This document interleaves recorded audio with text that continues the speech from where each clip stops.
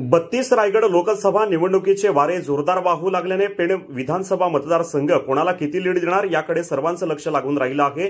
यातच एकमेकांवर आरोप प्रत्यारोपाच्या फायरी झाडल्या जात आहेत। तर सुनील तटकरे यांच्या प्रचारासाठी महाराष्ट्र राज्याचे उपमुख्यमंत्री देवेंद्र फडणवीस यांची जाहीर सभा नुकतीच पार पडली असताना इंडिया आघाडीचे उमेदवार अनंत गीते यांच्या प्रचारासाठी जितेंद्र आव्हाड आज पेणमध्ये येत आहेत। महात्मा गांधी वाचनालय मैदान पेण येथे या जाहीर सभेचे आयोजन करण्यात आले आहे।